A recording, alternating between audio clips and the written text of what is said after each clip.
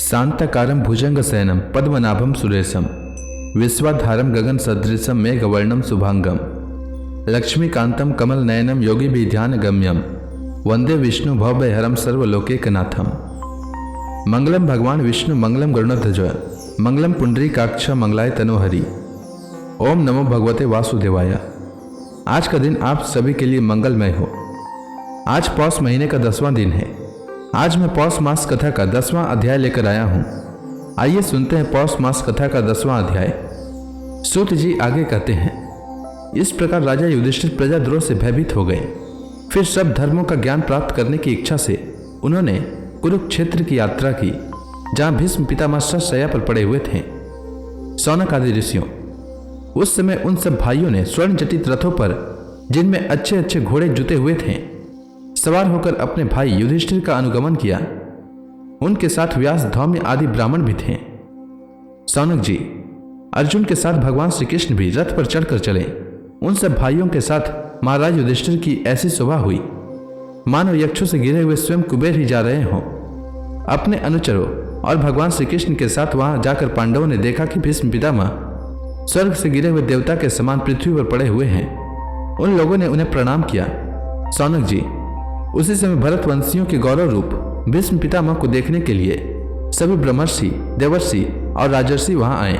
पर्वत, नारद, धौम्य, भगवान व्यास, भरद्वाज, शिष्यों के साथ परशुराम जी, वशिष्ठ, गौतम, अत्रि, विश्वामित्र, सुदर्शन तथा और भी सुखदेव आदि शुद्ध हृदय महात्मा गण एवं शिष्यों के साथ कश्यप, अंगिरा पुत्र बृहस्पति आदि मुनिगण भी वहां पधारे।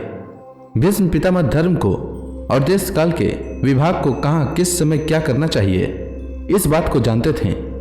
उन्होंने उन बड़भागी ऋषियों को सम्मिलित हुआ देखकर उनका यथा योग्य सत्कार किया। वे भगवान श्री कृष्ण का प्रभाव भी जानते थे, अतः उन्होंने अपनी लीला से मनुष्य का वेश धारण करके वहां बैठे हुए तथा जगदीश्वर के रूप में हृदय में विराजमान भगवान श्री कृष्ण की बाहर तथा भीतर दोनों जगह पूजा की। पांडव बड़े विनय और प्रेम के साथ भीष्म पितामह के पास बैठ गए। उन्हें देखकर भीष्म पितामह की आंखें प्रेम के आंसुओं से भर गई। उन्होंने उनसे कहा, धर्मपुत्रों, हाय, यह बड़े कष्ट और अन्याय की बात है कि तुम लोगों को ब्राह्मण, धर्म और भगवान के आश्रित रहने पर भी इतने कष्ट के साथ जीना पड़ा, जिनके तुम कदापि योग्य नहीं थे। अतिरथी पांडु की मृत्यु के समय तुम्हारी अवस्था बहुत छोटी थी। उन दिनों तुम लोगों के लिए कुंती रानी को और साथ साथ तुम्हें भी बार बार बहुत से कष्ट झेलने पड़े।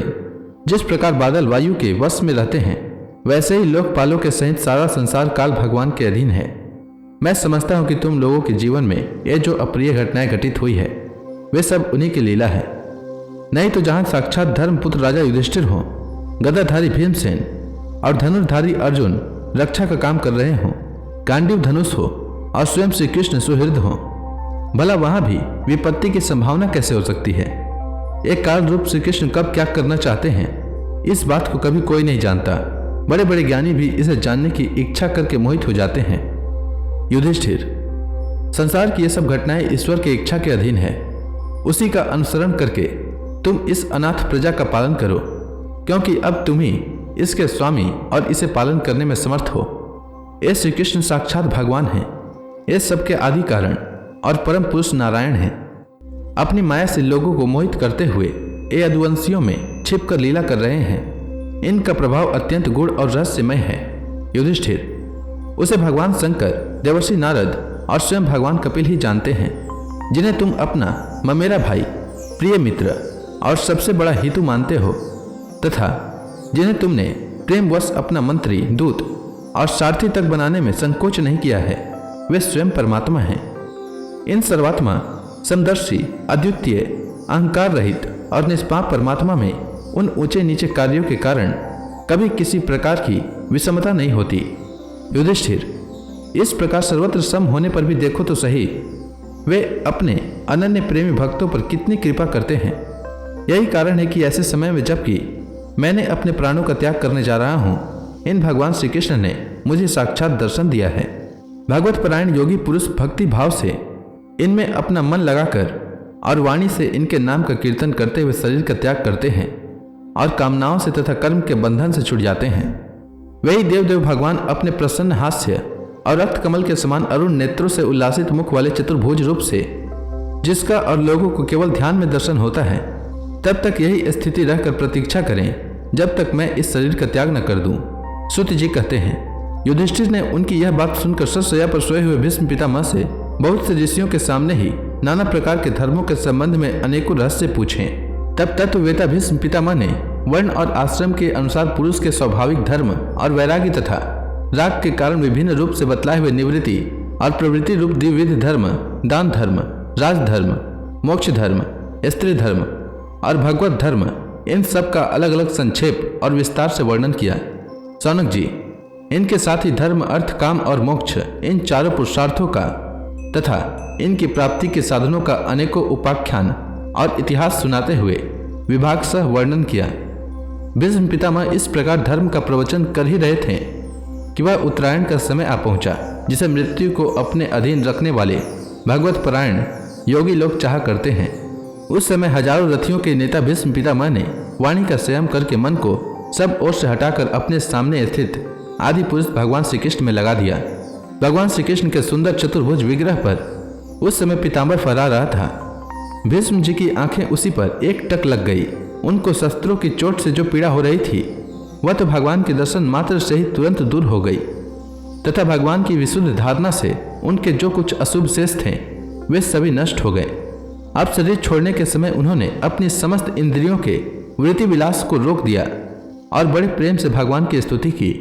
भीष्म जी ने कहा, अब मृत्यु के समय में अपनी यह बुद्धि जो अनेक प्रकार के साधनों का अनुष्ठान करने से अत्यंत शुद्ध और कामना रहित हो रही है, यदुवंश शिरोमणि अनंत भगवान श्री कृष्ण के चरणों में समर्पित करता हूँ, जो सदा सर्वदा अपने आनंदमय रूप में स्थित रहते हुए ही कभी विहार करने की लीला करने की इच्छा से प्रकृति को स्वीकार कर लेते हैं, जिससे यह सृष्टि परंपरा चलती है, जिनका शरीर त्रिभुवन सुंदर एवं श्याम तमाल के समान सांवला है, जिस पर सूर्य रश्मियों के समान श्रेष्ठ पीताम्बर लहराता रहता है और कमल सदृश से मुख पर घुंघराली अलके लटकती रहती है, उन अर्जुन सखा श्री कृष्ण में मेरी निष्कपट प्रीति हो। मुझे युद्ध के समय की उनकी वह विलक्षण छवि याद आती है। उनके मुख पर लहराते हुए घुंघराले बाल घोड़ों की टाप की धूल से मटमैले हो गए थे और पसीने की छोटी छोटी बूंदें शोभायमान हो रही थी।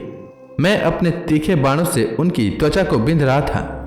उन सुंदर कवच मंडित भगवान श्री कृष्ण के प्रति मेरा शरीर, अंतःकरण और आत्मा समर्पित हो जाए।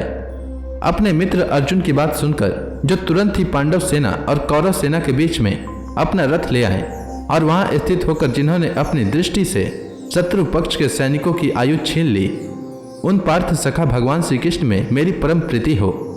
अर्जुन ने जब दूर से कौरवों की सेना के मुखिया हम लोगों को देखा तब पाप समझकर वह अपने स्वजनों के वध से विमुख हो गया। उस समय जिन्होंने गीता के रूप में आत्मविद्या का उपदेश करके उसके सामयिक अज्ञान का नाश कर दिया, उन परम पुरुष भगवान श्री कृष्ण के चरणों में मेरी प्रीति बनी रहे। मैंने प्रतिज्ञा कर ली थी कि मैं श्री कृष्ण को शस्त्र ग्रहण कराकर छोड़ूंगा। उसे सत्य एवं ऊंची करने के लिए उन्होंने अपनी शस्त्र ग्रहण न करने की प्रतिज्ञा तोड़ दी। उस समय वे रथ से नीचे कूद पड़े और सिंह जैसे हाथी को मारने के लिए उस पर टूट पड़ता है, वैसे ही रथ का पहिया लेकर मुझ पर झपट पड़े। उस समय वे इतने वेग से दौड़े कि उनके कंधे का दुपट्टा गिर गया और पृथ्वी कांपने लगी। मुझ आतताई ने तीखे बाण मार मार कर उनके शरीर का कवच तोड़ डाला था, जिससे सारा शरीर लहलुहान हो रहा था। अर्जुन के रोकने पर भी वे बलपूर्वक मुझे मारने के लिए मेरी ओर दौड़े आ रहे थे। वे ही भगवान श्री कृष्ण जो ऐसा करते हुए भी मेरे प्रति अनुग्रह और भक्त वत्सलता से परिपूर्ण थे, मेरी एकमात्र गति हो, आश्रय हो। अर्जुन के रथ की रक्षा में सावधान जिन श्री कृष्ण के बाएं हाथ में घोड़ों की रास थी और दाहिने हाथ में चाबुक, इन दोनों की शोभा से उस समय जिनकी अपूर्व छवि बन गई थी तथा महाभारत युद्ध में मरने वाले वीर जिनकी इस छवि का दर्शन करते रहने के कारण सारूप्य मोक्ष को प्राप्त हो गए, उन्हीं पार्थ सारथी भगवान श्री कृष्ण में मुझ मरना सन की परम प्रीति हो। जिस समय युधिष्ठिर का राज्य सूर्य यज्ञ हो रहा था, मुनियों और बड़े बड़े राजाओं से भरी हुई सभा में सबसे पहले सबकी ओर से इन्हीं सबके दर्शनीय भगवान श्री कृष्ण की मेरी आंखों के सामने पूजा हुई थी। वही सबके आत्मा प्रभु आज इस मृत्यु के समय मेरे सामने खड़े हैं। जैसे एक ही सूर्य अनेक आंखों से अनेक रूपों में दिखते हैं, वैसे ही अजन्मा भगवान श्री कृष्ण अपने ही द्वारा रचित अनेक शरीरधारियों के हृदय में अनेक रूप से जान पड़ते हैं। वास्तव में तो वे एक और सबके हृदय में विराजमान ही हैं। उन्हीं इन भगवान श्री कृष्ण को मैं भेद भ्रम से रहित होकर प्राप्त हो गया हूँ। सूत जी कहते हैं, इस प्रकार भीष्म पितामह ने मन, वाणी और दृष्टि की वृत्तियों से आत्मस्वरूप भगवान श्री कृष्ण में अपने आप को लीन कर दिया। उनके प्राण वहीं विलीन हो गए और वे शांत हो गए। उन्हें अनंत ब्रह्म में लीन जानकर सब लोग वैसे ही चुप हो गए जैसे दिन के बीत जाने पर पक्षियों का कलरव शांत हो जाता है। उस समय देवता और मनुष्य नगाड़े बजाने लगे। साधु स्वभाव के राजा उनकी प्रशंसा करने लगे और आकाश से पुष्पों की वर्षा होने लगी। शौनक जी, युधिष्ठिर ने उनके मृत शरीर की अंत्येष्टि क्रिया कराई और कुछ समय के लिए वे शोक मग्न हो गए। उस समय मुनियों ने बड़े आनंद से भगवान श्री कृष्ण की उनके रहस्यमय नाम ले लेकर स्तुति की। इसके पश्चात अपने हृदयों को श्री कृष्ण में बनाकर वे अपने अपने आश्रमों को लौट गए। तदंतर भगवान श्री कृष्ण के साथ युधिष्ठिर हस्तिनापुर चले आए और उन्होंने वहां अपने चाचा धृतराष्ट्र और तपस्विनी गांधारी को डांडस बंधाया। फिर धृतराष्ट्र की आज्ञा और भगवान श्री कृष्ण की अनुमति से समर्थ राजा युधिष्ठिर अपने वंश परंपरागत साम्राज्य का धर्म पूर्वक शासन करने लगे। तो इसी के साथ यह अध्याय समाप्त होता है। इसके आगे की कथा मैं कल के अध्याय में सुनाऊंगा। तब तक के लिए भगवान हरि का नाम लेते रहें। तो प्रेम से बोलिए भगवान विष्णु की जय, श्री कृष्ण भगवान की जय, लक्ष्मी माता की जय, तुलसी माता की जय, समस्त देवी देवताओं की जय।